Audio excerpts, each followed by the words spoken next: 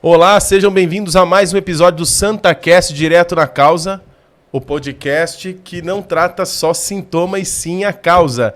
Eu sou o Glauco. E eu sou o Júlio. E hoje esse vídeo, pessoal, o tema de hoje é muito importante para vocês, mulheres, mães, batalhadoras e que geram a vida. É como se libertar dos incômodos da menopausa. E para falar desse assunto tão importante, né, Júlio, quem que a gente convidou hoje? Uma convidada muito especial, doutora Denise de Carvalho. Doutora Denise, obrigado. Obrigado por aceitar o nosso convite. Seja bem-vinda. E doutora, a sala é nossa, né? Isso aí. Doutora, fale sobre você. Conta um pouquinho sobre você, doutora. Bem, eu que agradeço em primeiro lugar o convite, né? É um tema que eu gosto de falar muito, afinal eu também sou mulher e tenho 47 anos, já estou na menopausa, passando por esse processo. E é um tabu, né? É um pouquinho de tabu, infelizmente, ainda falar sobre o assunto, né? A gente ainda tem o que a gente chama de um etarismo, né? É difícil para a mulher falar a própria idade, admitir que envelhece, né? Jamais pode perguntar para uma mulher, né? Quantos anos você tem? Eu não tenho problema nenhum em falar sobre isso. Aliás, eu tenho muito orgulho da minha idade, porque eu não estou ficando velha, estou ficando experiente. Isso aí é mais seletiva. E eu vou me apresentar, então, para quem não me conhece, né? Meu nome é Denise de Carvalho, eu sou médica, sou cirurgiã do aparelho digestivo, sou endoscopista. Sou autora de 2 livros, indo para o terceiro, mas pode contar? Não, ela tem que falar, né? Tem que falar, né, pessoal? Qual que é o... Eu falo muito de intestino, né, gente? O meu terceiro livro, o foco dele é Sistema Digestivo e Saúde Mental. Então, ele vai se chamar Você Tem Merda na Cabeça? Muito bem. Muito bem. Ai, vocês estão vendo o nível, né? Que já começamos aqui. Que bom, a gente está super à vontade. Que bom. E eu, na verdade, sou uma pessoa super formada naquela forma extremamente tradicional da medicina. Entrei na faculdade com 17 anos, super certinha, morando na casa dos pais, me formei, fiz minha residência de cirurgia, fui morar fora do país.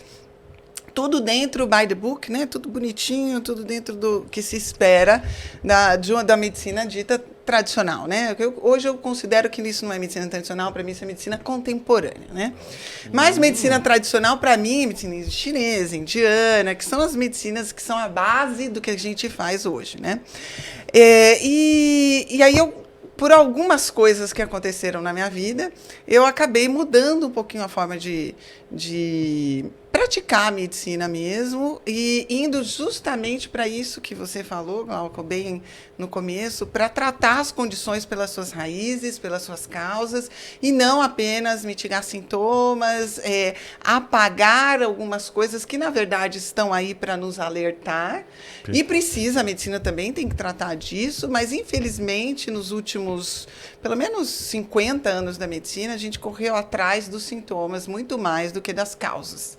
Esquecemos que um dos preceitos de Hipócrates, o chamado pai da medicina, era justamente isso. Não sei se vocês sabem, Hipócrates, ele tem na verdade, não foi ele que escreveu, era um livro chamado Corpus Hipocrático, que foi escrito pelos seus seguidores. Assim como os apóstolos escreveram a Bíblia, não foi Jesus, né? O Corpus Hipocrático foi escrito pelos seus seguidores, não por ele. Mas legal. A gente tem ali 3 preceitos que regem o tratamento e a conduta médica, né? Entre vários, tá? Mas o primeiro deles é nunca fazer o mal, né? Então, a gente sempre procurar melhorar a saúde do paciente, nunca piorar. Em segundo lugar, abster-se daquilo que é inevitável, que é a morte, né? Entender até onde a gente pode chegar, não prolongar a vida além do necessário, né? A morte faz parte da vida. Mas, em terceiro lugar... coisa que a gente tem certeza, né? Quando nasce, você vai morrer, vai morrer. Nós sabemos, né? A gente já começou o reloginho, né? De contagem regressiva. Ninguém sabe quando vai acabar. Mas a terceira regra, vamos dizer assim, fala que é preciso atacar as bases das doenças. Então, isso está nos preceitos, inclusive, do juramento médico, né? Mas, com o passar do tempo, a gente foi esquecendo isso. Né? A gente foi focando em aliviar e não tratar. Apaga o fogo ali. Né? O que é uma pena, né? Então, eu tive que levar umas lambanças da vida para aprender a olhar isso, né? E aí foi quando eu comecei a mudar minha prática médica lá para 2012, por aí, né, já tem uma boa década. Digamos, eu vou fazer 24 anos de formada mês que vem. Então, assim, eu pratiquei a medicina há mais de 10 anos sob a forma tradicional, né? Então, eu conheço os dois lados da trincheira, vamos dizer assim, né? E, doutora, como que você teve contato com a manipulação? Só um parênteses aí. Olha, na verdade, a manipulação faz parte da minha vida há bastante tempo. Antes disso, até. Eu nunca tive um preconceito com manipulação, mas, a princípio, manipulação para mim era coisa tipo dermatológica. Era mais dermatológica, né? Era os creminhos e tal, né? E aí, quando eu comecei, eu fiquei doente, né? Entre 2011 e 2012, o que foi que me fez saltar para fora da caixa, né? E, normalmente, os médicos, quando fazem isso, é porque doeu nele mesmo. Sim, né? Então, a gente vai ser hipócrita e dizer assim, não, um dia eu acordei iluminada e decidi que eu ia ir atrás do corpus hipocráticos e fazer aquilo que eu tinha jurado. Isso aqui agora, pronto, né? A gente nem tinha rede social naquela época, né? Nem tinha rede social, né? Eu abri o Instagram em 2012, né? Que foi nessa época. Na verdade, eu fiquei doente, eu passei pelo meu divórcio em 2011, entre 2010 e 2011, e eu tive um burnout, né? Um estresse absurdo, filhos pequenos. Eu estava numa cidade que não tinha família, né? Eu morava em Santos na época. E um divórcio que foi uma loucura. Nunca acredito que nenhum divórcio é gostoso, Casar né? é fácil, né? Divorciar. Acho que pra ninguém, né, gente? Só conhece quando larga, né? Corta. Você só conhece sua mulher ou marido depois que... Corta. Vai embora. E foi mais ou menos assim, extremamente estressante, né? E ali eu comecei a apresentar alguns sintomas de doença que, na verdade, foi bem ao encontro aí da você tem merda na cabeça. Porque...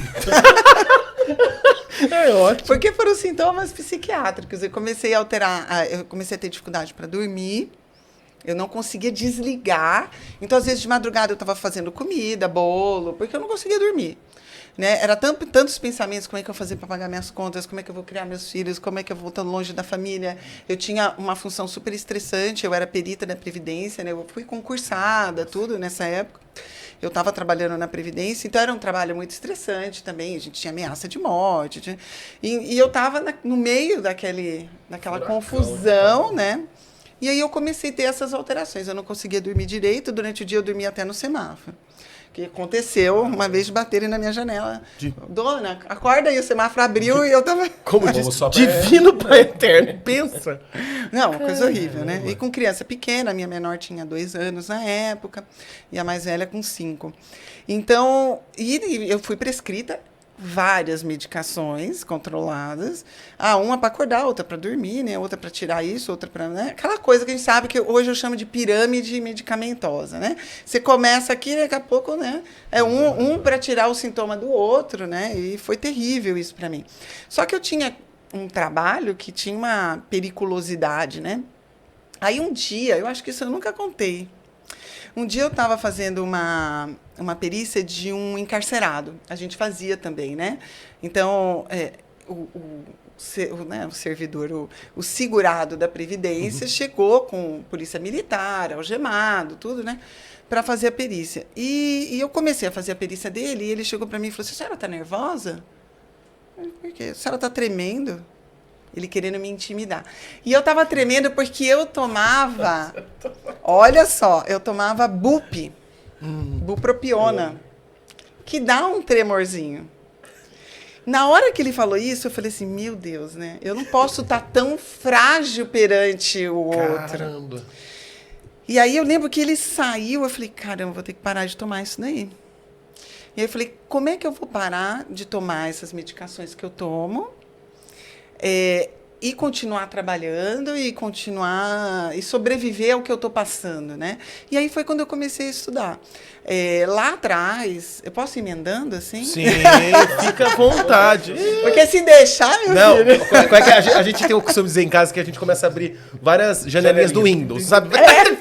tá acontecendo Fecha, isso. calma, que calma, Ô, doutora, a gente vai Se fechar, nós fica somos tranquilo. formados em faculdade de assunto, que não para de falar, né? Tem que ficar quieto. Não tem Não. Então tamo ali, ó. Não, Tamo ali. isso que você tá falando, doutora, de estresse, é uma coisa que dá uma angústia quando você vive esse ambiente. Não dá nem pra você ver o fim, né? Não, porque você acha que fica meio num limbo, né? Parece que Você tudo fica que perto de você faz referência. como é que fala? Não tem valor, não funciona, E né? sabe qual era a impressão que eu tinha? Que eu falava até com o meu médico na época? Parecia que eu estava assistindo um filme de óculos, mas o óculos sujo.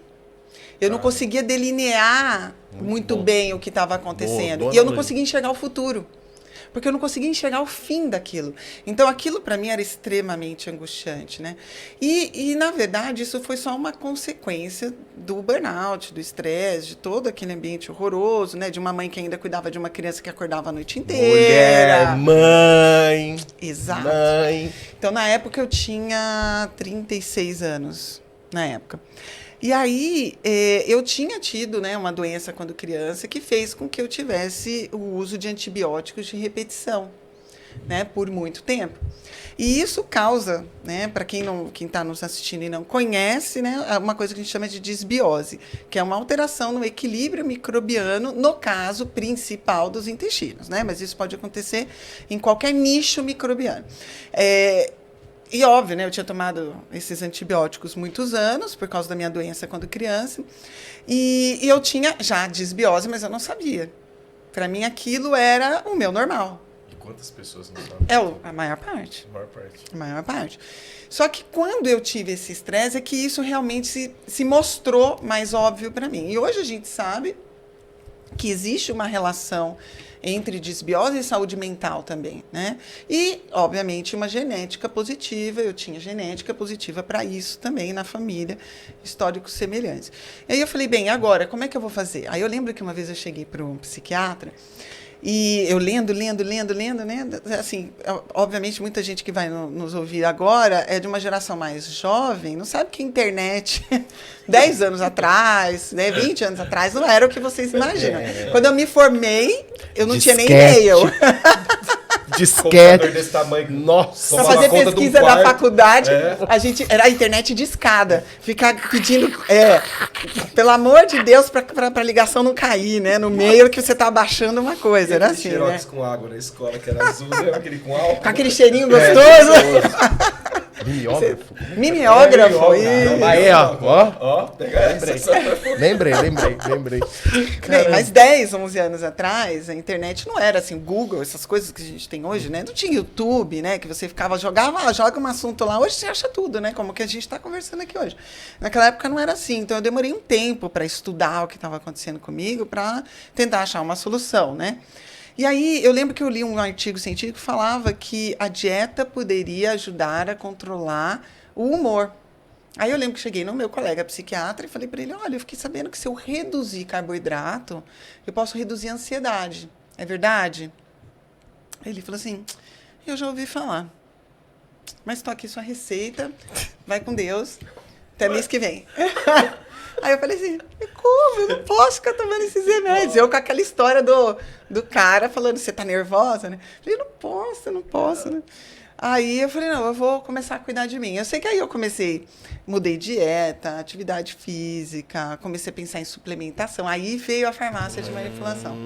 Porque aí eu comecei a entender que, por exemplo, se eu usasse magnésio, eu podia ter melhora de alguns sintomas, eu podia dormir melhor. Né? Naquela época a gente tinha melatonina, né? Mas aí eu comecei a usar magnésio, B6, triptofano. Então eu comecei a entrar nessas coisas e não falei nada para ele, né? Eu estudava, ia lá e mandava manipular. Fazia escondido. Aí chegava no mês que vem, ele me dava de novo a receita. Aí eu lembro que deu uns 6 meses, um ano, ele chegou e falou assim, olha, você tá tão bem que nós vamos começar a desmamar a medicação. Não acredito. Aí eu falei, é mesmo? Poxa, obrigada e tal, né? Eu falei, se eu te contar que tem pelo menos uns 6 meses que eu não tomo nada. Aí ele falou, como assim? Eu falei, lembra que eu te perguntei, assim. E aí eu contei, né? Eu tô tomando isso. Ele ficou assim, pasmo. Nossa, como que você conseguiu e tal? Eu falei, pois é, nem remédio para dormir, nada. E ali foi o meu início da história, né? Então, assim, em tudo dai graças, né? Se eu não tivesse tocado o pé no fundo do poço, eu não tinha pego impulso para subir, porque foi isso que aconteceu comigo. Então, hoje, assim, toda vez que está acontecendo uma coisa muito ruim, eu paro e penso assim, algum motivo isso tem de acontecer. Que estamos aprendendo. Né, Eu estou tendo que ver alguma coisa que por acaso eu não tinha. E isso só me faz acreditar mais, né? Claro, né? Cada um tem sua religião e tal, mas eu sou cristã, então eu acredito que sempre tem algo a mais. Sim. Que eu não entendo pela minha ignorância, né? O meu tempo é o hoje, né? O tempo divino é eterno, e alguma coisa virá que vai ser para meu aprendizado. Então, a mesma coisa aconteceu quando eu comecei a entrar na menopausa. Falando nesse assunto. Aproveitando. E é um desafio, né, doutora? A gente tava conversando, né? Climatério é fase crítica. É como se fosse assim, pane no sistema, alguém me desconfigurou. Até tem uma cantora, tem uma música, alguma cantora, não vou lembrar agora, né? Pitty, isso. É como, trava a máquina, mas tem aquela história, né? Mulher é muito complexa. Não, o ser humano mas a mulher... Porque a gente muda ao longo do mês e a gente muda ao longo da vida de forma muito intensa, né? Os meninos, obviamente, quando começa ali, né, as alterações sexuais secundárias, né, ali para os 13, 14 anos, né, aquela elevação da testosterona meio súbita, né, e vem a acne, o menino fica meio nervoso, né, começa a responder o pai e a mãe, coisa que ele não fazia antes, né, e começa as barbinhas, a voz já começa vai mudando. Tem uns que... Minha filha estava falando outro dia que ela está no 8º ano e que vira e mexe tem uma ou outra que começa... Tadinhos, é difícil, mas depois que termina isso, depois que decolou, é velocidade cruzeiro, né? Só lá, bem na frente, que a gente começa a ter de novo. A mulher não, né? Ela varia no mesmo mês, a depender da semana do ciclo. Então, isso já é complicado, né? Eu que tenho 2 filhas mulheres, nossa, eu percebi a mudança, assim, absurda no humor, né? Eram meninas super calminhas, que de repente tudo briga, tudo chora, tudo fica difícil, aí aí vem as cólicas, então assim, para a mulher realmente é tudo um pouco mais complicado, né? Mas da mesma forma como a gente entra na menaca, né, a gente vai entrando nessa fase de mudanças hormonais, cíclicas e tal, uma mulher, ela não entra ela não tem a primeira menstruação de um dia para o outro, né? Vão vindo alterações que lentamente e que culminam com a primeira menstruação. No caso da menopausa é a mesma coisa, né? Você não simplesmente desligou, isso vai acontecendo. E muitas vezes, a depender de como era o ciclo, se ela usa anticoncepcional ou não, né? Ela pode não perceber. Porque é vilão, aproveitando, já que você... É vilão. Inclusive, hoje, eu li um estudo dizendo, né, que o uso de anticoncepcionais estava mudando realmente o perfil da família. Porque, além do que, muda o ambiente. Eu não sei se vocês sabiam disso. Então, a gente estava falando sobre ambiente com um neurocientista outro dia. A urina da mulher que toma anticoncepcional, ela é muito rica em hormônios. E este hormônio vai para lençol freático, então contamina a água que a gente toma. Então, diz que há uma mudança, inclusive, na configuração de peixes, de girinos e tal, a depender da localização. Né? Assim. E, além de tudo, aumenta a configuração da família, muda a configuração familiar. Né? Hoje, inclusive, eu li hoje isso, sobre... O anticoncepcional é como se ele estivesse colocando a mulher numa menopausa química, vamos dizer assim, né? Antecipada. Ou seja, acelerando o processo? Isso? É químico, né? Então, assim, não está funcionando. Depois, quando eu tiro, a princípio, pode demorar X ou X mais alguma coisa de tempo para voltar. Os números que tem hoje do IBGE, que são o quê? 29 milhões de mulheres. Isso aí pode ser até maior, então. Clinicamente, sim. No entanto, que meninas que começam a tomar anticoncepcional muito cedo, a maioria delas tem ressecamento vaginal, tem perda de libido. Assim como uma mulher na menopausa. Então, são meninas que ainda, assim, o anticoncepcional veio para lhes dar liberdade sexual, só que agora ela não quer. Qual que é a primeira pane no sistema, doutora? Qual que é o primeiro? Preciso aprender, eu sou pai de menino, pô. Sim. Não, até a gente estava pai de conversando menino. sobre isso, doutora, sobre educar, por exemplo, o pai e uma menina, ele pai também, mas como orientar a filha, ou até mesmo nós, como meninos, meu pai nunca conversou assim, ó, tantos anos você vai no urologista, porque o urologista, geralmente, o homem já começa com preconceito. Ih, né? A dedada, né? Essa piadinha. E aí, você já foi lá, então fica essa... Piadinha sem graça. Piadinha sem graça. Enfim, o homem já não tem essa orientação. E a gente também pensa, será que a mulher tem essa orientação da mãe? Olha, filha, você precisa ir no ginecologista, você precisa se cuidar. Como é que Deveria, é isso? né? Deveria, né, doutora? Deveria. A mulher estar mais ciente das suas transformações e um pouco menos apática em relação a isso. Porque, infelizmente, a cultura ainda fala, é normal isso daí, tolera. Né? Tolera a cólica, tolera a TPM, tolera a dor. Quando você engravida, toda a dor também é normal. E você ouve sempre assim, mas aconteceu isso comigo várias vezes, não morri. Frase clássica. Dos mesmos produtores. Exato. Caramba. E acontece isso com a menopausa, então nem se fala. Né? Porque, a princípio, inclusive, quando eu comecei a entrar na menopausa, aos 44, a primeira coisa que eu ouvi, você não vai contar para ninguém, né? Nossa, por quê? E por quê? Não, porque eu já tinha rede social relativamente forte, né? E eu queria dividir isso, né? A grande parte de quem me segue é mulher. E se você olhar na faixa etária, são mulheres na minha faixa etária. Então, quantas mulheres na minha faixa etária não estão passando por isso e estão quietas? Ou estão com vergonha de falar, né? Ou porque vão dizer que você está velha, decrépita, né? Porque você chegou nessa fase, agora pendura a chuteira, você não serve mais para nada. Como se a vida da mulher fosse apenas ser a casinha de um bebê.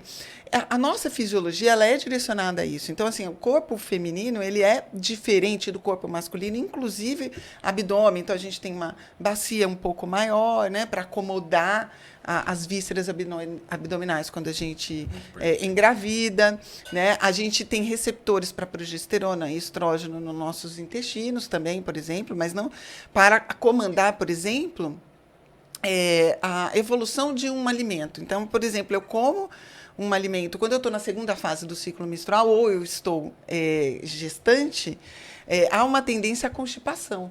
E por quê? A progesterona alta nessa fase lentifica o trânsito intestinal para aumentar o tempo de contato entre o alimento e a mucosa para que eu absorva mais.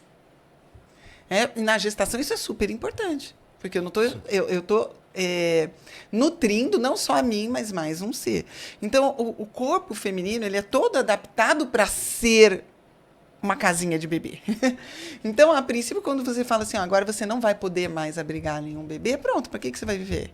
Acabou a sua missão na Terra. Né? Você não é mais ser humano.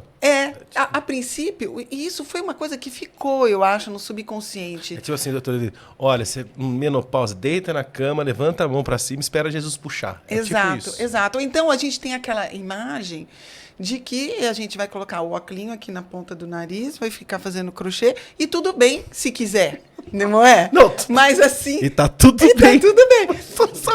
Mas não precisa ser. Sim. Né? E, ao mesmo tempo, não precisa ser... E existe uma dignidade muito grande nisso, né? No envelhecer. Meio que foram condicionadas, né? E aí, o que acontece? O que gera isso tudo? Ou gera aquelas que são resilientes, pronto, virei a vovó, né? Ou gera aquelas que não aceitam de jeito nenhum. E que tem 50, 60 anos e quer viver como se tivesse 20. Então, acaba não tendo muito equilíbrio, né, nesse processo. E nesse meio aí, né, a maioria das mulheres, como fica? Né? Não é fácil. Né? Num primeiro momento, que ótimo, parei de menstruar, que delícia, né? Eu não queria mais menstruar. É chato mesmo, é chato. Mas não é só isso. Né? Muda tudo, muda o colágeno da pele, né? A gente fica com a pele mais ressecada, isso eu notei muito. Minha pele é muito fina, ficou mais fina, então assim, muito mais fácil você fazer um machucado na pele, a pele está mais sensível, mais friável, né? Porque você vai perdendo o colágeno na pele, isso tem muito a ver e essa hidratação com a queda do estradiol. Né? O estradiol também ele é muito importante para a lubrificação vaginal, para a relação sexual, para o orgasmo, porque as pessoas só pensam em testosterona, né? Mas, na verdade, o drive sexual ele é muito mais comandado pelo estradiol do que pela testosterona. Testosterona é boa para a lubrificação, para o aumento da circulação sanguínea na região genital e também para a libido. Mas é como se fosse uma orquestra. Não adianta você ter um instrumento. É uma orquestração, né, doutora? E assim, um grande evento. Agora eu vou olhar para uma mulher. Chegar em casa vai ser um grande evento.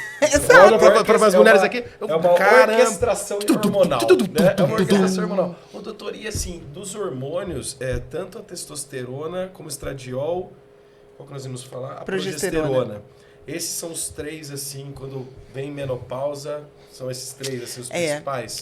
O estradiol está muito relacionado com essa questão mais feminina, né? Então, a mulher de curvas, né? Quadril, a cintura mais fina, no entanto que a mulher, quando entra na menopausa, a tendência é ficar um pouquinho mais quadradinha, né? A gente vai perdendo um pouco a cintura, a gordura começa a se acumular um pouquinho mais na região abdominal, como se a gente ficasse um pouco mais masculina, né? Porque normalmente a tendência da mulher é a gordura se fixar mais na região do quadril, né? Culotes, né? Glúteo e tal. Quando a gente entra na menopausa, vai mudando um pouquinho, né? E aí ela vai se direcionando um pouquinho mais para a gordura central. Isso é a queda do estradiol, né? O estradiol também é muito importante para o humor, para a concentração. Então, a mulher, quando cai o estradiol, ela vai ficando irritada, ela tem uma dificuldade de memória e concentração. A maioria das mulheres reclama disso. Onde que eu deixei minha caneta? Onde eu deixei minha chave? Esqueci de pagar uma conta. Coisas que normalmente ela não faz, né? Um esquecimento, até cai a produtividade no meio corporativo também.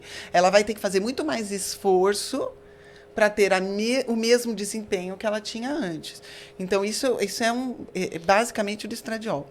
A progesterona é um hormônio que viria na segunda fase do ciclo menstrual, né? Então, ela vem depois que a mulher ovula. No caso da menopausa, ela para de ovular, né? Então, a princípio, a progesterona não sobe, né? Não tem aquele dançar, né? Estradiol na primeira fase, progesterona na segunda. Como ela não ovula, não vem essa progesterona. Claro que esses hormônios são produzidos também nas glândulas adrenais, né?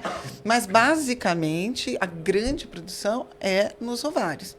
E aí, a progesterona, existe também um mito, né? Que se fala o seguinte, se a mulher não tem mais útero, por exemplo, ela fez uma esterectomia por conta de um mioma, qualquer coisa assim, ela não precisa usar progesterona.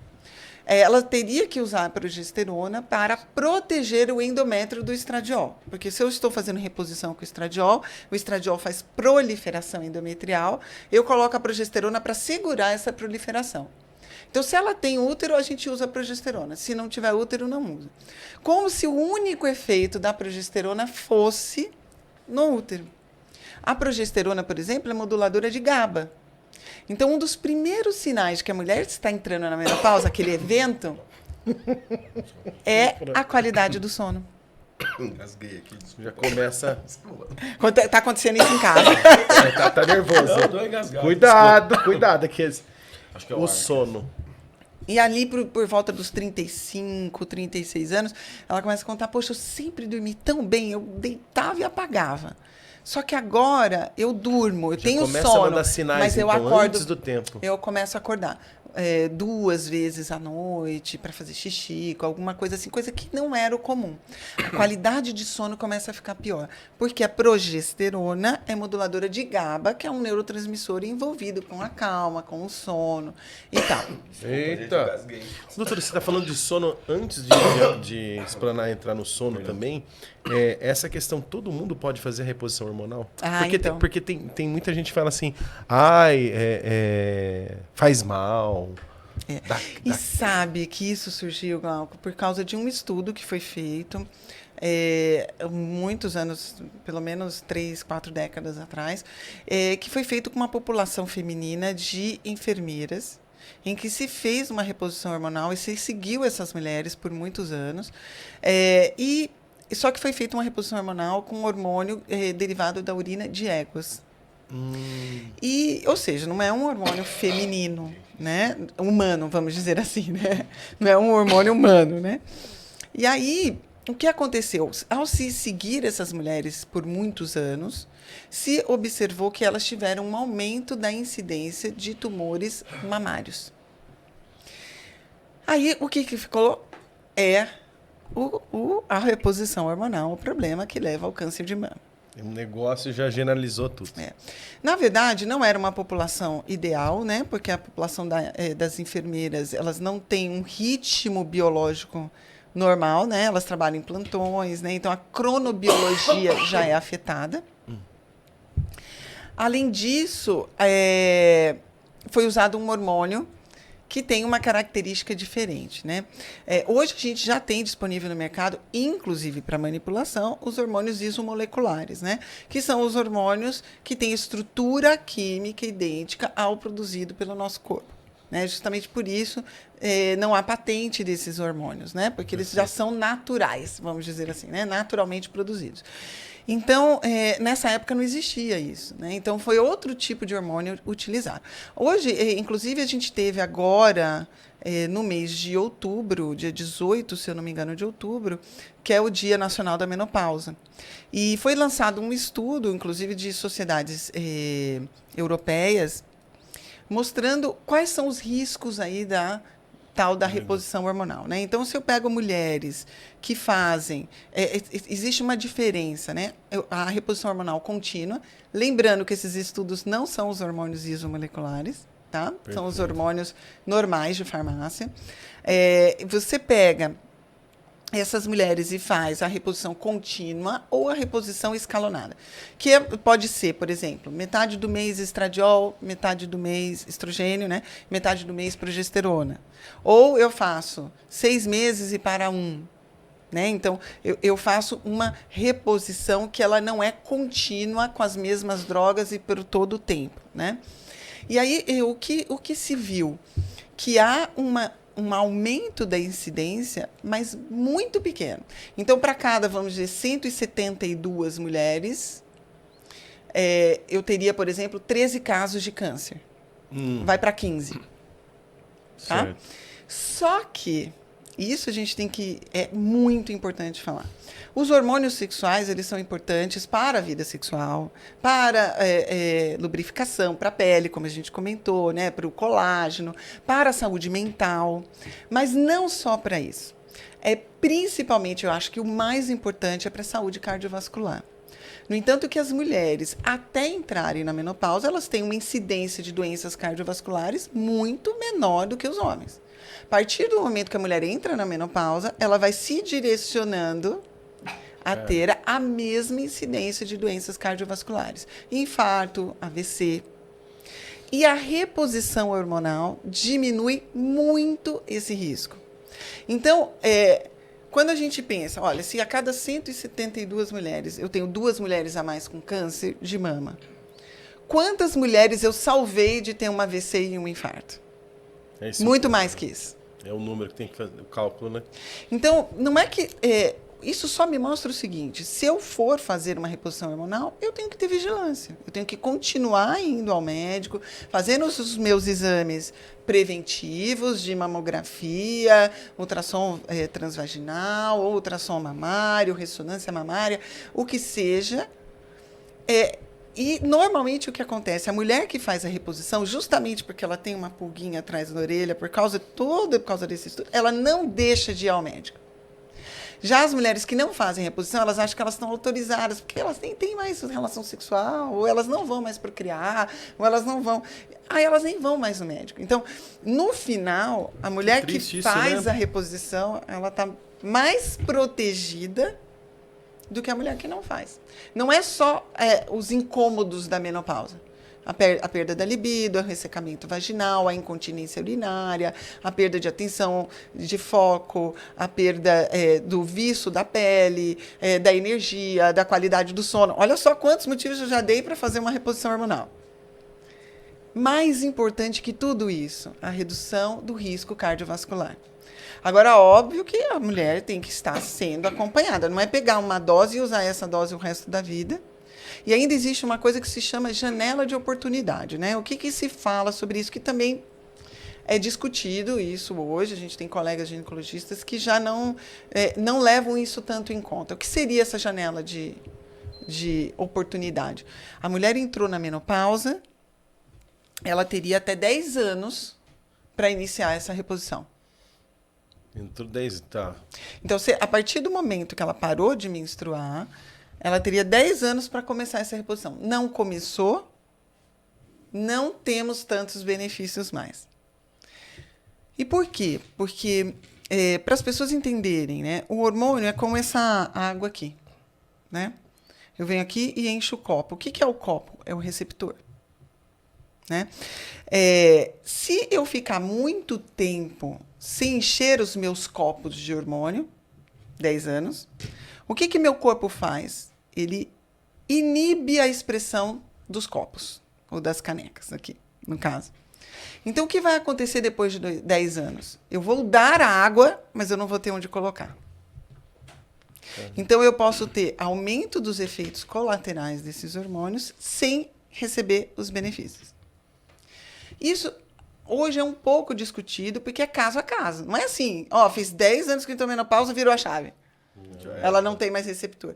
Tem mulheres que não é assim.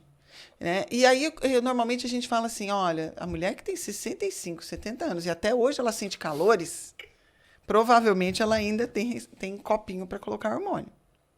Porque até hoje, depois de 20 anos menopausada, ela ainda sente isso. Porque o que a gente vê numa parte dos casos? Depois, em média, de 6 anos de menopausa, os sintomas diminuem. Se a mulher não fez nenhum tipo de reposição. Só que são 6 anos do réu, né? Emoção no isqueiro. Nossa. Aquele calor que derrete a gente não dorme a noite inteira, dorme, acorda, molhada de suor, tira a cobertura, põe a cobertura. Né? O que está acontecendo? O meu parceiro é a coisa mais engraçada, porque ele põe pijama, meia, e eu tô de shortinho, regata, e ainda liga o ventilador ou o ar-condicionado. E ele fica até aqui, assim. E aí ele fala, mas tem horas que eu olho pra você, você tá toda coberta. É por quê? Porque vem a onda de calor, você molha o corpo. Aí passa a onda de calor, aquele corpo molhado gela. Aí você vai lá e põe cobertura. Entendeu? Agora, hoje a mulher, ela fica produtiva há muitos anos. Né? Eu comecei a entrar na menopausa com 44, eu tenho 47. Eu tenho pelo menos, se Deus quiser, uns 20 anos de produtividade plena. Sim. Como é que eu vou viver 20 anos desse jeito? Inclusive, sem dormir direito, né? Sem concentração, eu vivo de ensinar. E não dormir também, aí é outro fator que também gera outros... Acaba qualquer um, né? E esgota todos os outros, né? O não dormir aumenta a pressão, aumenta acidentes vasculares cerebrais, aumenta infarto, aumenta obesidade, aumenta hipotireoidismo, ou seja, isso vai virando uma bola de neve, e né? Às vezes as pessoas não dão tanta, como é que fala, doutora? Valor ao sono, né? Eu não gosto de dormir, eu durmo tarde mesmo. Não, acha tarde, lindo, né? Eu quase apanhei outro dia aqui que eu falei que a gente perde muito tempo dormindo. Você tá louco, você vai morrer. Mas é verdade, né, doutora? As pessoas não acham que o sono é uma... Eu acho um que é um tempo novo perdido, status, né? É um tempo perdido, né? E o que é um absurdo, né? Porque hoje a gente sabe que durante o sono você tem, inclusive, a drenagem linfática cerebral. E você tem, durante o sonho, especificamente... Você ainda tem toda a elaboração do que você passou durante o dia, elaboração cognitiva e emocional também. Então, para você aprender a lidar com os seus problemas, né, para de manhã você achar uma solução, você tem que ter treinado durante o sono, né? E as pessoas, infelizmente, eu acho que isso hoje está caindo por terra, né? A gente tem vários, inclusive empresas, hoje, que estimulam o descanso nos seus funcionários, que inclusive estimulam o napping, né? Tanto que tem um livro que chama The Power of Napping, né? O poder do cochilo. aquela cochiladinha de 15, 20 minutos depois Os do italianos almoço. têm esse hábito, né? Os espanhóis, eu morei na Espanha, eles né? tinham- Que é a siesta. Exato. O hospital que eu estagiei lá, que se chamava Hospital Clinique da Universidade de Barcelona, a gente tinha 2 turnos de almoço.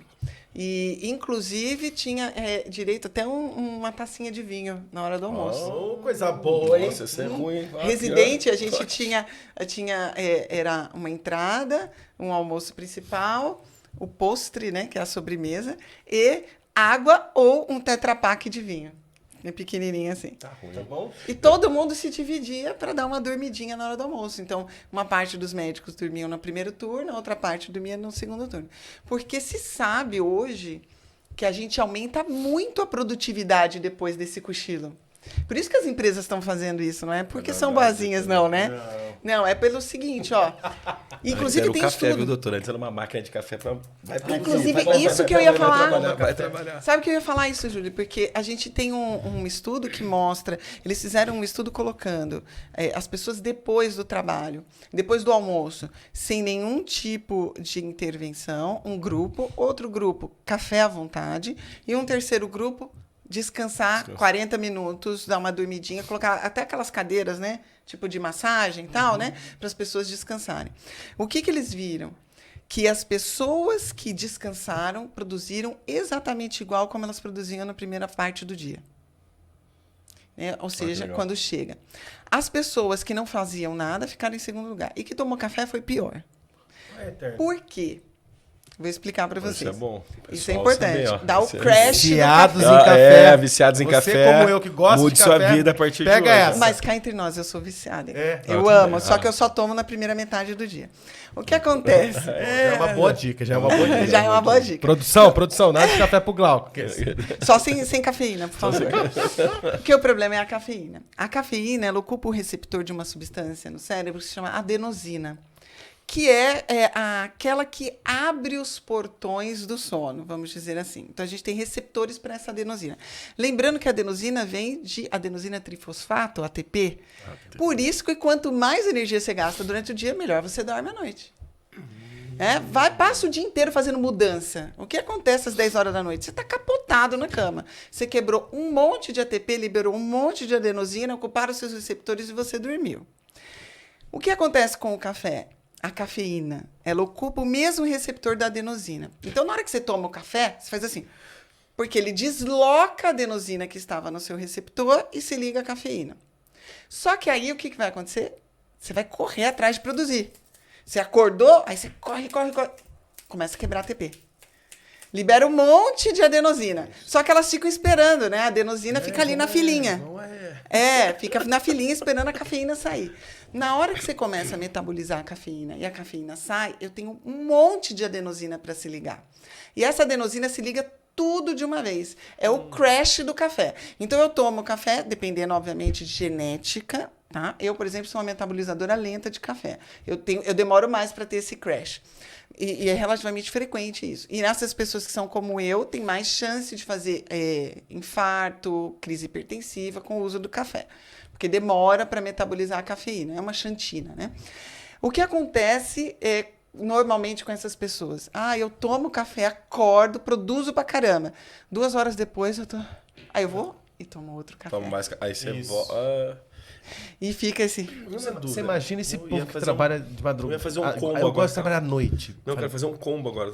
Um café e aí vai tomar um Red Bull. Nossa Junto. Aí o que Senhora. acontece com essa pessoa? As pessoas... É um perigo, né? Sabe que Porque tem gente que faz normalmente, exato. Turbo. Principalmente Vou o pôr pessoal nitro, vou pôr usa nitro. isso em pré-treino, né? Que é uma das coisas que causa realmente efeitos colaterais, até infarto e morte, é o excesso de cafeína. Né? E se essa pessoa for metabolizadora lenta e não sabe, ela vai ainda sobrecarregando o fígado, porque o fígado vai deixar de metabolizar outras coisas para metabolizar essa cafeína. Caramba, Então, doutora Inês, Jesus. café, eu amo café. Café é maravilhoso para o sistema digestivo. Existem vários antioxidantes no café, que inclusive hoje a gente tem estudo mostrando que diminui risco de câncer de fígado, de cólon, inclusive de estômago. O porém disso tudo é como você consome o café. Então, o café tem que ser uma torra clara. A forma de extração desse café, por exemplo, um café coado, né? Um café que não passe por temperaturas muito altas, nem a cápsula de alumínio, aquelas coisas todas, é melhor, né? O quanto você vai consumir deste café ao longo do dia. A minha dica é, inclusive na menopausa, tá, gente? O café atrapalha muito as crises vasomotoras da menopausa, que são as ondas de calor. Então, mulheres que estão fadigadas, porque já não dorme direito, né? Lembrando que na cascata dos chamados hormônios esteroidais, que são os hormônios feitos de colesterol, o último dos hormônios produzidos é o cortisol. Quem vem antes do cortisol? Progesterona. Então, se a mulher não repõe, se a mulher não ovula, ela vai passar um período de fadiga até se adaptar. Então, ela já está cansada. Ela não dorme. E ela toma café para se manter produtiva e com energia ao longo do dia. Só piora as crises vasomotoras dela, que são essas crises de calor. Então, assim, muito cuidado com o café para as mulheres na menopausa. A minha sugestão é, se você gosta muito de café como eu, tentar consumir a partir do meio-dia café sem cafeína. E a gente tem café sem cafeína hoje muito bom, que é feito a gente chama de método suíço de extração da cafeína. Não é com solventes, é com vapor. Então a gente tem cafés muito bons. Inclusive eu tomei um antes de vir para cá, sem cafeína. Sem cafeína. E você sabe, olha, mais uma dica que eu acho que quem está assistindo a gente não sabe disso. Eu falei já algumas vezes, é uma dica legal. O café sem cafeína, ele é muito, muito rico em fitomelatonina. Ele ajuda no sono. Colabora, então. Ele colabora no sono. Tá, muda, Jorge. Tem gente que metaboliza rápido a cafeína e fala assim, nossa, eu posso tomar café e deitar na cama que eu durmo na hora. Eu ia falar isso, tem gente que comenta sobre isso. Eu tomo café e consigo dormir. Ô, louco, se eu tomar, Eu não. Se eu tomar depois das 3 da tarde, eu já tenho dificuldade. Eu durmo, né? Eu durmo. Mas tem gente que fala assim, nossa, eu acabei de tomar café, eu até durmo melhor. O que é? Essa pessoa metaboliza muito rápido a cafeína e ela tem a ação da fitomelatonina do café. Então, uma forma da gente ajudar no sono da mulher na menopausa é dar um cafezinho sem cafeína à noite. Tá vendo? Fica a dica aí, tá vendo? Fica a dica. Ô, doutor, e do sono, tem uma coisa que o intestino, né? Da mulher. Na menopausa também tem muita alteração intestinal. Muita alteração. E normalmente é em direção à constipação.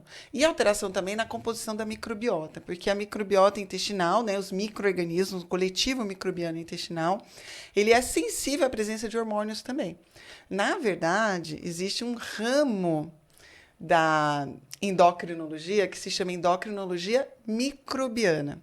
Hoje se entende que os hormônios que nós temos no nosso corpo vieram por transferência microbiana. Porque os micro-organismos produzem esses hormônios para conversar entre si. O que é um hormônio a não ser um sinalizador para alguma reação? Eu produzo um hormônio, eu distribuo esse hormônio, ele ocupa o seu receptor, a caneca.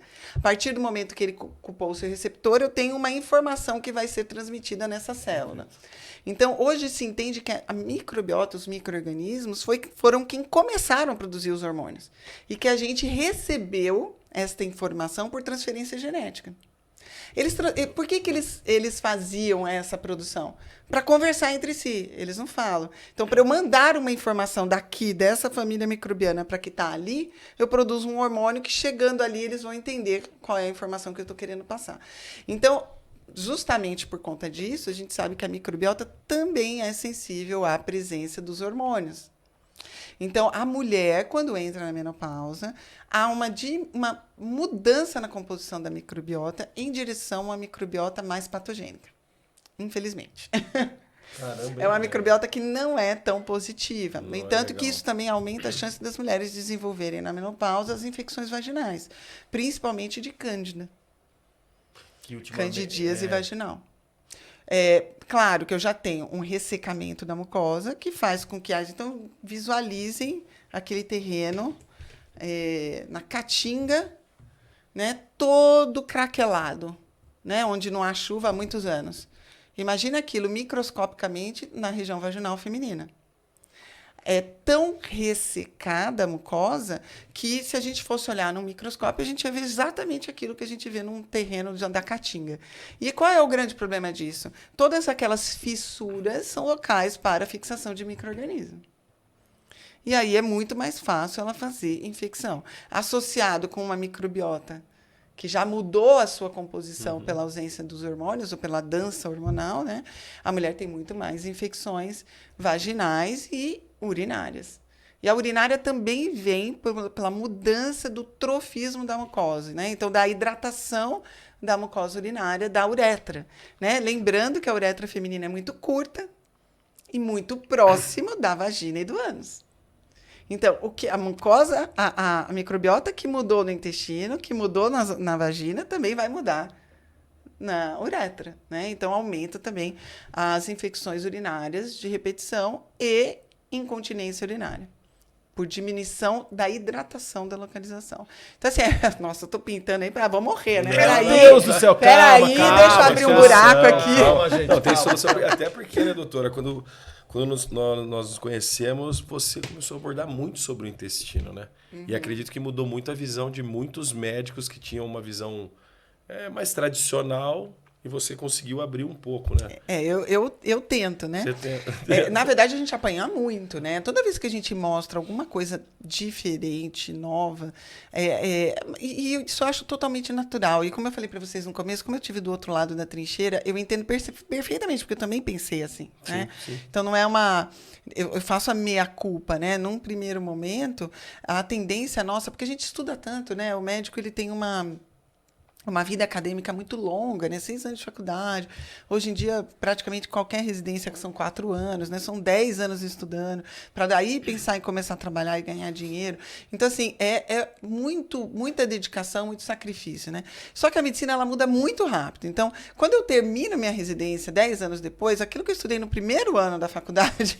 Já mudou de novo. Já mudou, né? E hoje em dia... numa foi. rapidez enorme, né? Ou seja, não tem tempo da gente estar o tempo todo atualizado, né?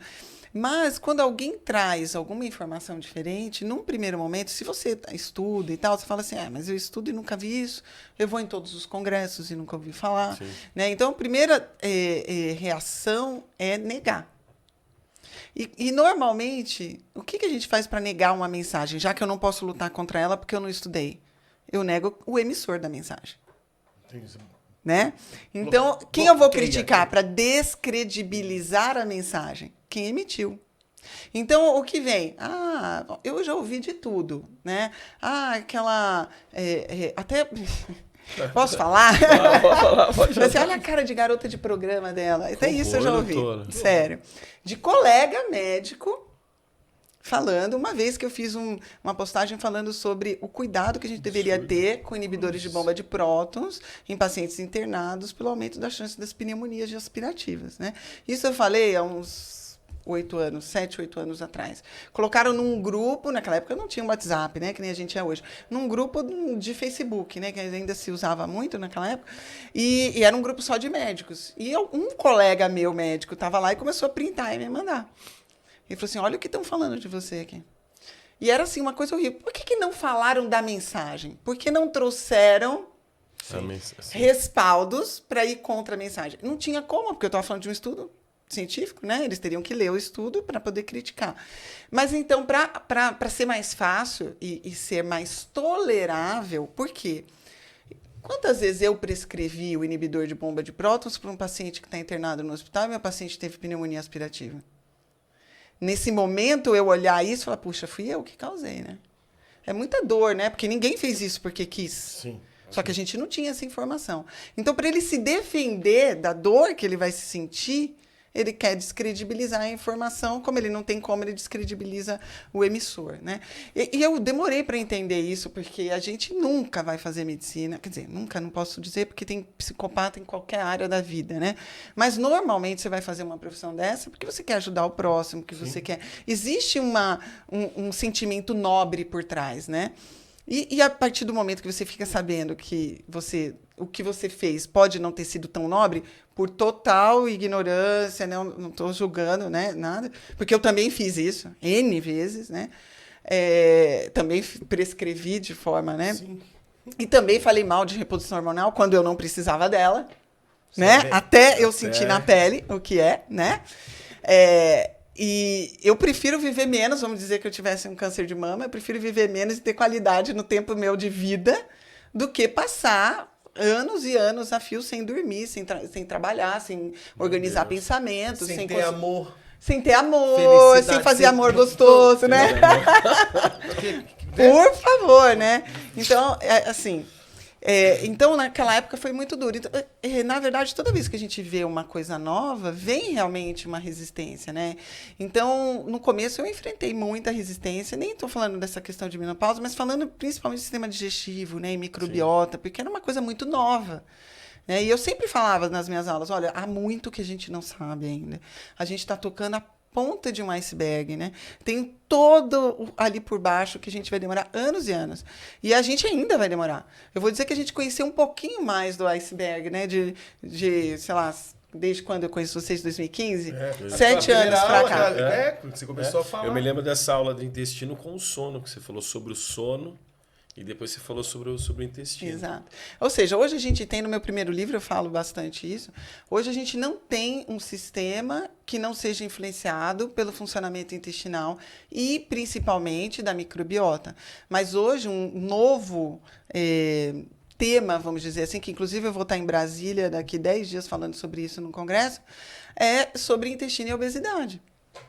Então, a gente tem, por causa das incretinas intestinais, que são os hormônios produzidos nos intestinos, né? Dentre eles, o mais conhecido hoje é o GLP-1. Mas a gente tem vários hormônios, que hoje a gente tem os análogos do GLP-1 sendo liberados para tratamento de obesidade, mas a gente tem vários outros, a gente tem pelo menos mais 8 ou 9 hormônios intestinais que atuam dentro da obesidade. É bastante. E eu não estou falando do resto, porque a gente tem mais de 30 peptídeos hormonais sendo produzidos no intestino. Hoje a gente considera o sistema digestivo o maior órgão, o maior sistema endócrino do corpo. Então, isso eu não sabia lá atrás. A própria doença aí da pandemia trouxe muito conhecimento também dos intestinos, da função dos receptores da AC2, né, da enzima conversora de angiotensina 2, nos intestinos, que é o receptor envolvido na ligação com o vírus. A gente descobriu até as utilidades dele no intestino delgado, que a gente não sabia nem que tinha. Eu, pelo menos, não sabia nem que tinha no delgado. E é uma orquestração. É maravilhoso, né? O corpo humano, nessa orquestração dos órgãos se comunicando, funcionando. Máquina, né? Essa máquina. Não, e assim, você lindo, pega né? o sono, tudo que a doutora está falando, e a gente entra também na questão do movimento, né, doutora? Você pega uma pessoa que é obesa na menopausa, como que tá essa orquestração, esse evento Exato. dentro dessa pessoa? E automaticamente a articulação também vai... Não, porque um dos grandes problemas É também o movimento, né? O movimento é vida. a osteoporose, a artrose, que vem com a menopausa também, né? Então, a atividade física, se a mulher não fazia atividade física, Na menopausa, ela... pelo amor de Deus, chegou Faça a hora atividade. de você fazer, porque a atividade física é essencial, inclusive para modulação de sintomas, né? Principalmente envolvidos com ânimo, disposição, por causa das endorfinas, mas também para proteção da musculatura e da saúde óssea, né? Porque se eu mantenho uma musculatura trófica, porque há uma tendência à perda da musculatura ainda, né? Porque a musculatura também é sensível à presença dos hormônios, né? O tecido muscular. Então, há uma tendência à perda da massa muscular, né? Claro, a gente está falando de fazer atividade física para manter o trofismo desse músculo, para manter o funcionamento ósseo, vamos dizer assim, né? A estrutura óssea, diminuir a reabsorção óssea que vem acontecer quando a gente diminui o estradiol, né? O estradiol tem um efeito de reduzir a reabsorção óssea. Claro que se eu fizer a reposição hormonal, eu tenho uma proteção também desse osso, né? Mas a atividade física para também dar uma freada no ganho de peso, né? Em média, a mulher ganha uns 10% de peso na menopausa. Então, se ela pesava 60, uma média de 6 quilos. Né? Então, assim, ela não fica, obviamente, obesa, né? Por conta da menopausa, né? Não adianta a gente colocar toda a culpa na menopausa, né? Mas há um ganho de peso, então há uma mudança da forma, né? Então, com aquela questão daquela região abdominal. Então, a atividade física ajuda a frear esse processo também, né? E porque a autoestima também é importante, né? E os sintomas, quando começa assim, doutora, sei lá, que idade você sente, fala assim, eu devo começar a fazer exame, eu acho que eu preciso me cuidar, para as mulheres que estão nos assistindo. Mas antes de tudo, pessoal, tá gostando do conteúdo? Curte. Gostou mais ainda? Compartilha e deixe seus comentários aqui pra gente. Por favor, viu? Não esqueçam. Como que a mulher, assim, tem que... Ai, peraí, acho que eu vou começar com 22 anos. Não, 10 anos, 11 anos. Ai, meu Deus do céu. Ai, meu Deus. Na verdade, né, o que a gente chamava antigamente de climatério, que era o que antecedia, né, o período o que era antes da menopausa, que hoje a gente chama de perimenopausa, o período da perimenopausa, pode acontecer, em média, 8 anos antes da mulher menopausar. Então, essas alterações são ciclos anovulatórios, começam a acontecer, em média, 8 anos. Então, algumas mulheres com 37, 38 anos já começam a ter alterações, principalmente em relação ao sono. Normalmente, a primeira coisa é o sono. É a qualidade do sono que vai se perdendo. E a gente, como a mulher é muito resiliente, desculpem, meninos, mas as mulheres são resilientes porque elas têm que ser, desde cedo. Ela tem que estar com cólica menstrual e ir para a escola. Né? E ela vai fazer prova, vai fazer tudo, né? Porque não dá toda vez que ela tem cólica ela faltar, né? Então, a mulher ela vai se adaptando. O que acontece? Ela começa a dormir mal. Aí ela acha uma desculpa. Ai, sabe o que é? Esse mês eu fiz tal coisa. Eu bati a meta, aquelas, né? Não, ela começa a achar, é porque eu tô estressada. Ela começa a achar desculpas para aquilo. Né? E muitas vezes se automedica nesse processo também, né? Não, vou num psiquiatra, ou peço para um amigo meu me dar uma receita de uma coisa, ou eu tomo uma melatonina, né? E ela não vai procurar saber. Dá uma gugada, né? Aí pega a primeira página, isso aqui é um milagre. Aí eu pego esse milagre. Dr. Google. Dr. Exato, dá aquele Google. E aí isso vai postergando, né? Ela cuidar disso. E normalmente... é o que acontece, né? O primeiro sintoma normalmente vem aí. Na verdade, todas as mulheres em torno dos 35 a 38 anos já teriam que estar dando uma olhada. E, muitas vezes, até já começar uma reposição, né? O que a gente chama de otimização hormonal. Né? Não é fazer uma reposição como eu que estou na menopausa, né? Mas levar os hormônios a um nível mais fisiológico, para que ela tenha qualidade de vida. Né? Muitas mulheres vão precisar, outras não. Né? Tem mulheres que passam muito bem, tem mulher que passa sem nenhuma onda de calor. Né? Mas não é o mais comum que a gente vê, né? Infelizmente. E é muito comum também, quanto mais TPM a mulher tinha quando mais jovem, normalmente mais ela vai sofrer com a menopausa. Tem uma relação com receptores e modulação desses receptores. Caramba. Ou seja, mulherada, é uma vida de sofrimento, né? Caramba, desafiador ser mulher, hein? Meu Deus. Caramba. Mas é bom, mas é bom. O homem é uma máquina, a mulher também é uma máquina. É diferente, né? São duas máquinas totalmente diferentes. Não, e não é fácil ser mulher, né? Se parar pra pensar, não, né? Vocês estão falando só de desgraça, não é essa a questão. Mas você ser mulher, só de nascer mulher, você sai na rua, a probabilidade de tomar uma buzinada, uma cantada, alguém olhar... Já melhorou muito, né? Antigamente, né? Eu, quando era adolescente, era muito pior, né? Não existia nenhum tipo de respeito, assim, né? A gente andava aqui no centro da cidade, em Campinas, com um caderno aqui no peito para ninguém passar a mão na gente. Era assim, uma coisa horrorosa quando precisava pegar um ônibus, né? No centro da cidade. E quando a gente tinha 15, 16 anos. Era assim, infelizmente, era horroroso. Hoje em dia, se acontecer um negócio desse com uma menina... vira um furdunço, né? Junta a população, bate no cara, sei lá o quê, né? Graças a Deus as coisas estão mudando, né? E a gente está criando os nossos filhos em direção a ter um respeito que, graças a Deus, né, não era o que era antigamente. Agora, esses desafios, ainda tem muito a melhorar também, né? Sim, mas os desafios da fisiologia, eles existem, mas hoje a gente tem muitas alternativas também. Né? Por exemplo, você fez uma pergunta que eu não respondi, agora que eu lembrei.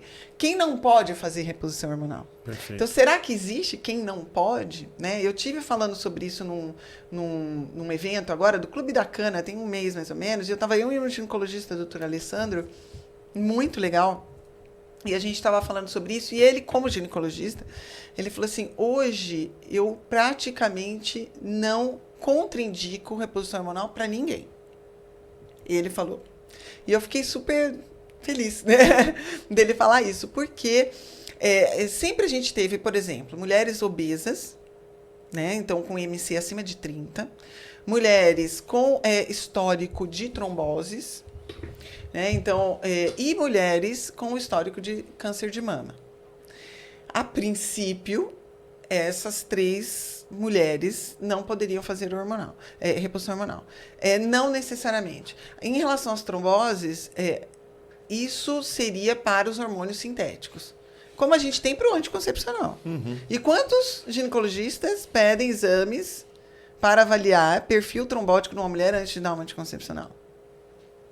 E quantas meninas são vítimas de fenômenos tromboembólicos por causa de pílula anticoncepcional? Sendo que a reposição hormonal, hoje, moderna, não é feita com aquele tipo de hormônio. Então, isso aí a gente já, né, discute. A mulher que tem uma obesidade, porque ela teria, vamos dizer assim, mais riscos, inclusive ao câncer de mama. Mas ela também tem mais riscos de doenças cardiovasculares. Que há uma proteção com o uso da reposição hormonal. Então, o que a gente precisa é manter a vigilância sobre essas mulheres. Né? Essas mulheres precisam ter a consciência de voltar ao seu ginecologista a cada ano, pelo menos, né? Para ser avaliada, para ser examinada. Como elas vão fazer isso, qualquer coisa que for encontrada vai ser, a princípio, inicial, né? Então, hoje já se discute, será? Inclusive, eu mostrei nesse Clube da Cana, eu mostrei um estudo que foi publicado esse ano de reposição hormonal em mulheres que tiveram câncer de mama com um outro hormônio que a gente não falou aqui, que é a prasterona, que é o DEA. Né? O DEA é um hormônio também da cascata esteroidal, que vem antes ainda na cascata, né? Ele é chamado de hormônio androgênico, mas o DEA é produzido por homens e mulheres, e o estudo colocou o uso do DEA vaginal, em creme vaginal. A prasterona em creme vaginal, que precisa de... todos esses hormônios precisam de prescrição médica, tá? Pessoal, bem lembrado. Nenhum deles é feito sem prescrição médica, bem né? lembrado, né? Pessoal, aqui é um podcast de critério de informação. Nunca deixe de consultar um médico ou um profissional habilitado para prescrever. Por favor, nada de automedicação, hein? Por favor. Inclusive, né, a própria manipulação, se é necessário a receita médica e tudo, controladinha, bonitinha e tal. Então, que é retida essa receita e tudo mais, né? A prasterona pode ser manipulada por via vaginal, inclusive nessas mulheres. Houve uma melhora da qualidade de vida das mulheres com menopausa induzida por conta do câncer de mama. Então, elas tomam medicações que bloqueiam a ovulação.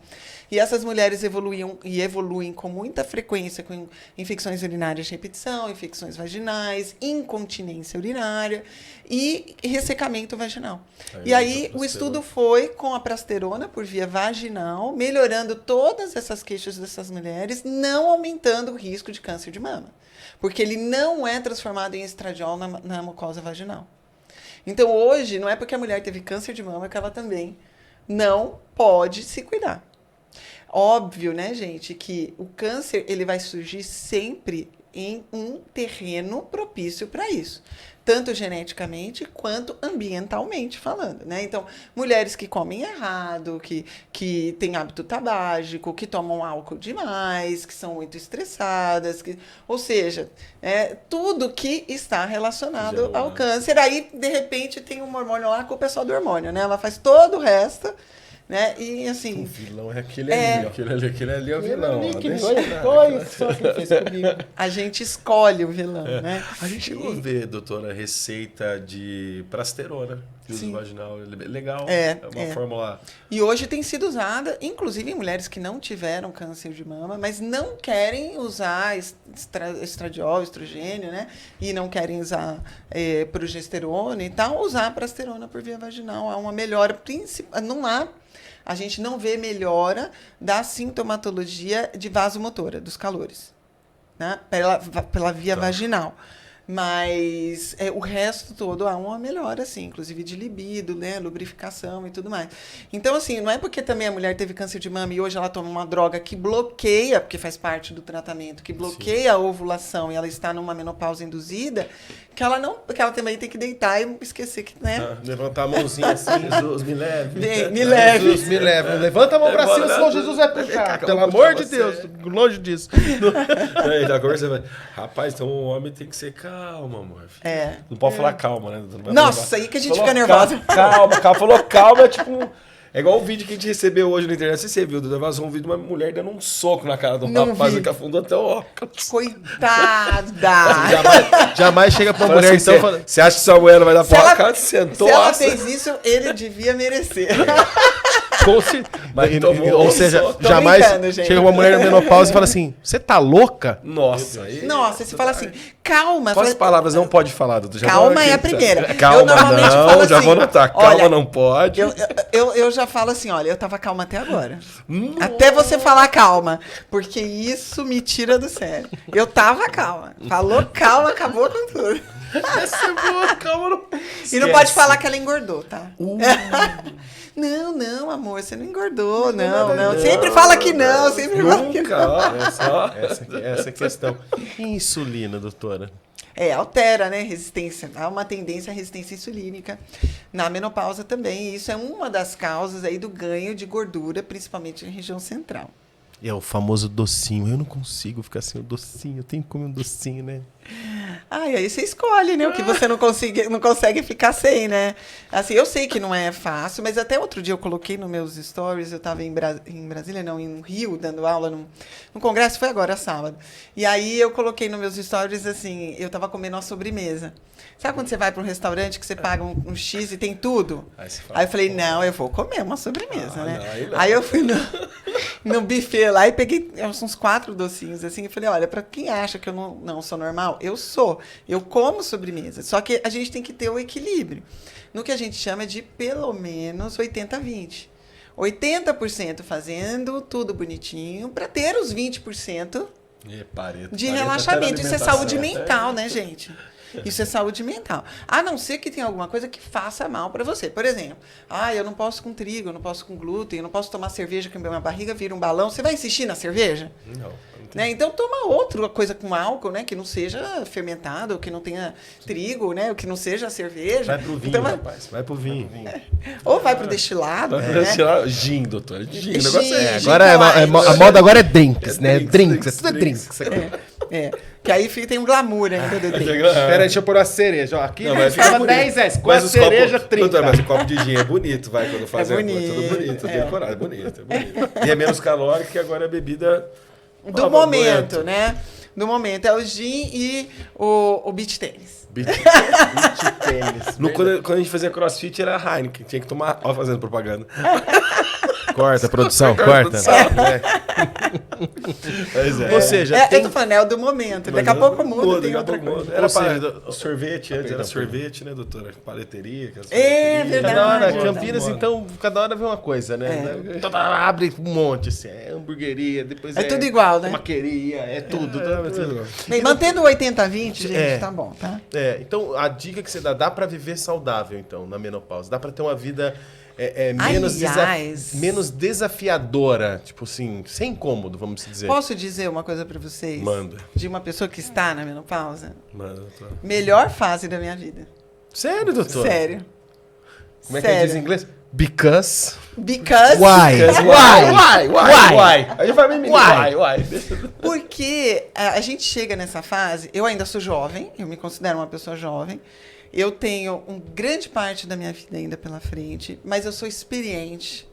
Eu sei o que eu quero. Eu estou na melhor fase da minha vida. Hoje eu não aceito qualquer coisa. Hoje eu não aceito qualquer... Eu não falo sim para tudo mais. Sabe falar não. Eu sei falar não. E se falar não que é muito difícil para a mulher. Então, eu não sei, a gente vai ficando mais dona de si. Mas, obviamente, que tem as queixas físicas, mas e obviamente, às vezes, mentais também, nervoso. Mas aí a gente já resolve isso com a reposição. Com a reposição hormonal. Hoje eu posso dizer para você que com a reposição hormonal, talvez melhore também, inclusive, porque às vezes, como a gente passa esse período aí, né, da perimenopausa, muitas vezes sem fazer a reposição, a mulher vai perdendo qualidade de vida devagar, sem fazer a reposição. E aí, de repente, ela entrou na menopausa. Na verdade, ela podia ter ganho qualidade de vida antes até. Se ela tivesse mais atenta ou tivesse sendo assistida por um médico que tenha essa visão, né, de qualidade de vida, não apenas de doença. Né? Porque ela ainda não vai estar na menopausa. Ela vai menstruar de vez em quando, né? Ou ainda regular. Mas na hora que você pega os hormônios, você faz os exames e percebe que está tudo na linha inferior. Você fala assim, olha, mas está na linha inferior, mas está dentro do normal no exame. Então vai embora e só volta aqui quando você tiver normal. Mas e esse sono que eu não tenho? Essa irritação? E essa minha memória? Então, mas os exames nos papéis estão normais, vai embora. Vai embora. Tua receita de alguma coisa e acabou. Assim, ou seja, você tá louca. Vou dizer pra você que é pior. Sabe pra onde essa mulher vai? Pro psiquiatra. Bingo. Aí, o que o colega fala, né? O profissional, ou o marido, ou a mãe, ou não sei o quê. Você tá muito nervosa, você não dorme. Você vai precisar do remedinho. Vai para um antidepressivo e um remedinho pra dormir. Oh, beleza. E o que a gente não está fazendo? Tratando a causa. Você vê. Boa, doutor. Que é o que a gente quer. Exato. Estou dizendo que, eventualmente, ela não precise. Mas a maioria das mulheres que vai, não foi feita essa pesquisa. Não, depois Não de se hoje, se viu. a minha mulher começar a se falar, você é louca, vai pro psiquiatra, mulher. Você tá precisando procurar alguém assim. Ela é taxada de desequilibrada, né? Que ela tá nervosa, que ela tá doente, que ela tá isso, que ela tá aquilo, que ela não é grata pelas coisas que ela tem, olha que coisa horrível. E ela fica se sentindo mais culpada ainda. Aí ela não tem vontade de transar com o marido, aí ela vai lá só pra cumprir o carnê da Casas Bahia. É péssimo isso, gente. Bater continência. Sua irmã falava bater continência. Minha irmã falava que era bater continência. Hein? Bater continência. Aí ela tá lá no meio do negócio, pensando na conta que ela tem que pagar amanhã, que horas que vai ser a manicure, e não sei o que, não sei. Ela tá em todo lugar, menos ali. Tá parado. Porque ela está cumprindo uma obrigação. Gente, que horror. Nossa. Isso não é qualidade de vida. Não, e imagina quantas, né, dessas 29 milhões aí não tem acesso à informação. Não. Por isso esse espaço aqui para levar informação para vocês que estão nos assistindo com uma profissional que tem a mesma, né, a aliança de mentes, né, que faz todo sentido e fazer o bem, porque é aquela coisa de propósito também. O que eu tô fazendo aqui na Terra, nesse pálido ponto azul, né? Não, eu só vim aqui para comer, beber, dormir, morrer, acelerar carro, né? Fazer só isso aí, comprar casa. Não tem. Não. Tem E um uma porquê, coisa né? que a gente vê também, doutora, é que assim, as gerações, né? São a primeira vez, né, na história que tem 5 gerações convivendo debaixo do mesmo teto no planeta. Exato. Como vai ser essa geração dessas mulheres daqui para frente, né? Como vai ser a orientação delas? Porque assim, se por ver, nós somos geração Y, então nós somos da geração... Vocês, né? Você é X, doutor? Você é X, aí tá X. Porque assim, se a gente pensar no boomer, era casar... no seu X, coração. não Podia pagando esquecer, pode. não quero brincar, Mas se a gente pensar na geração... Para de falar do X, rapaz. sacaneando ele. Mas vamos pensar, no boomer, doutora, o que era? Era casar... Não, peraí. Trabalhar 20 anos na empresa, casar, ter filho, aposentar, tchau, morre. Eu não vou falar o nome da empresa. Vai Você tem que embora. trabalhar... Nossa, estou falando. Você tem que trabalhar 20 anos naquela empresa, carteira registrada... E aí sabe, vem a hein? geração X, para não falar de todos, mas assim, a geração X veio para eles e falou assim, eu vou dar para os meus filhos o que eu não tive. Exato. Aí estragou a geração, a minha geração foi estragada. Aí tem a geração Z, que vem a geração das nossas filhas. E aí, como vai ser essa geração para a gente explicar, orientar? E aí eu fico pensando, como vai ser o pai desses meninos para orientar esses meninos agora? A vida dos meninos também não tá fácil. Também né? não. A gente não pode... não tá fácil. Não. Não tá fácil porque tudo depende, assim, hoje o menino ele é criado por mulheres como eu, né, como tantas outras que estão aí, que trabalham, né, que são mulheres que foram batalhar, que foram, né, hoje em dia não existe família, assim, é muito difícil uma família que não precise que os dois trabalhem, né, o pai e a mãe, né.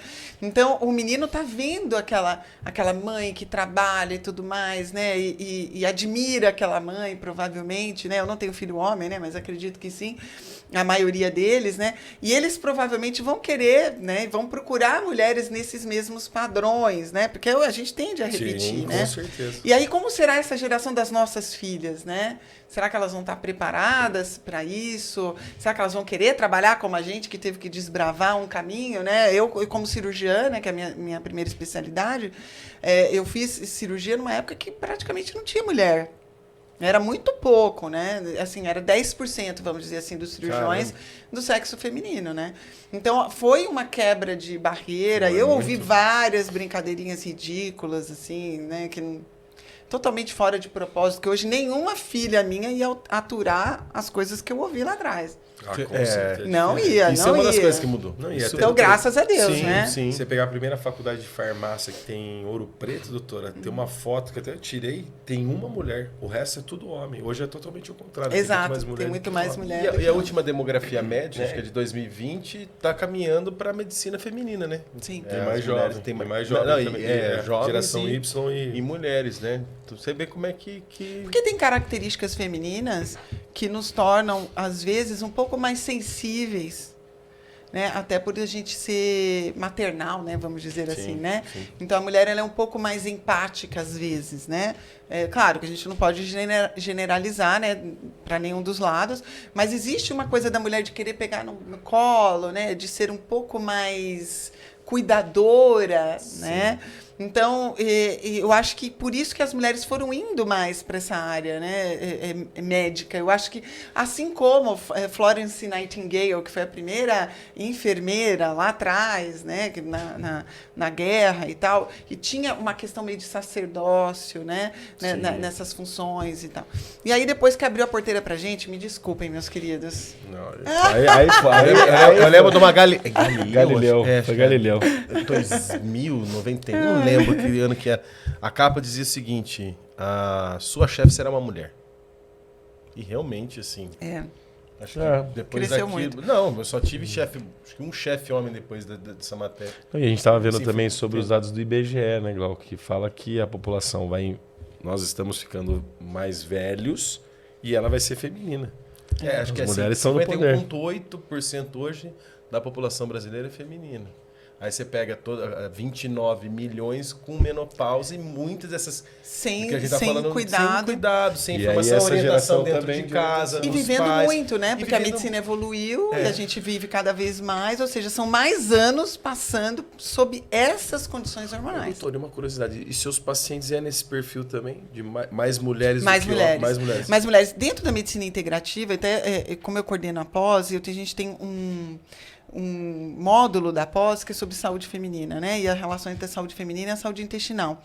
E uma das coisas que eu mostro lá é que a gente já tem levantamentos do Instituto para a Medicina Funcional Americano mostrando que 75% das visitas médicas funcionais são femininas.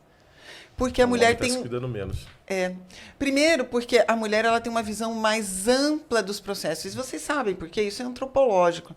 A mulher ela tem que antecipar os problemas porque ela tem uma fragilidade física maior. Então, lá atrás, vamos dizer ali, na época da pedra, né? O homem saía para caçar, né? E a mulher ficava com a prole. Como é que ela ficava ali com os bebês e ela se protegia? Então tinha toda uma questão, por exemplo, ela nota a diferença do cheiro no ar, então você vai ter uma chuva.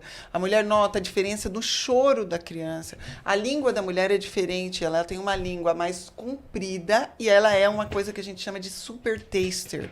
A mulher sente mais sabores do que o homem.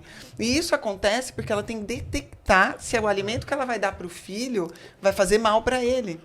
Natureza. Então, isso essa fragilidade da força, né, física feminina fez com que ela tivesse uma visão do todo maior. Então, se ela sente com antecipação que vai chover, ela se esconde na caverna antes. Então tem toda uma... Porque ela não tem, o homem saiu para trazer a comida. É lindo isso, né? Essa sinergia entre os gêneros, né? E aí, com isso, a mulher ela tem uma visão mais ampla do que pode acontecer lá na frente. Então, ela se antecipa para se proteger e para proteger os seus. Então, por isso que a medicina funcional, ela não é a medicina integrativa funcional, ela é uma medicina que é preventiva, basicamente.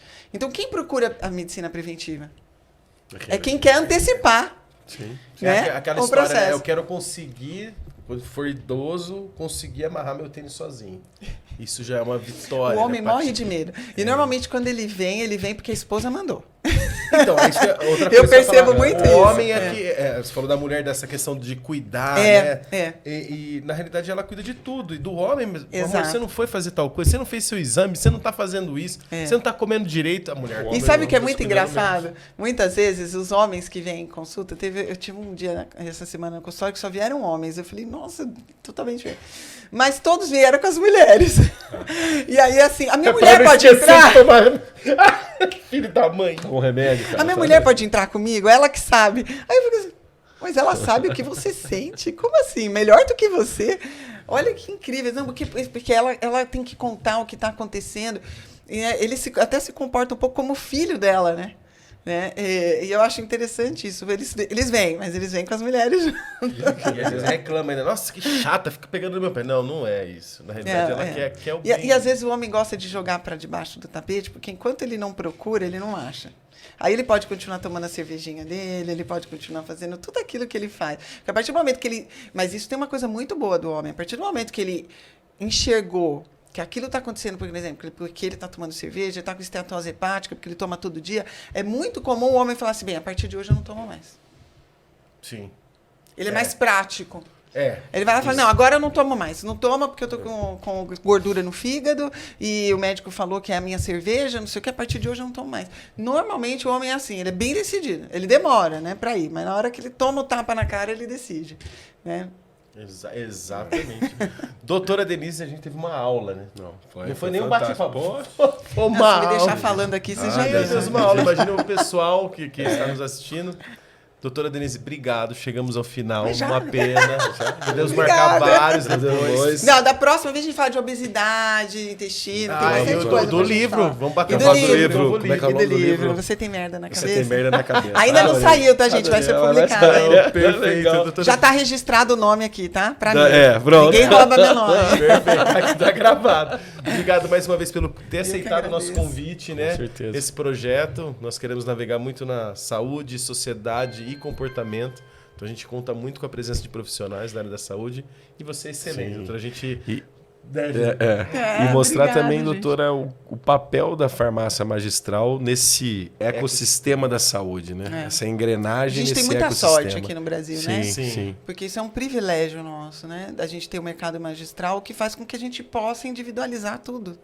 Né? Né, Quando eu começo veículos. uma reposição hormonal, né? Exato. Eu começo com uma dose X, aumento, diminuo, conforme a tolerância e a melhora das queixas da mulher, né? Quantos países têm essa possibilidade que a gente tem, né? Maravilhoso. É muito bom. Beleza. É isso aí. Doutora, Pessoal, novamente, se gostou, curte, se inscreva.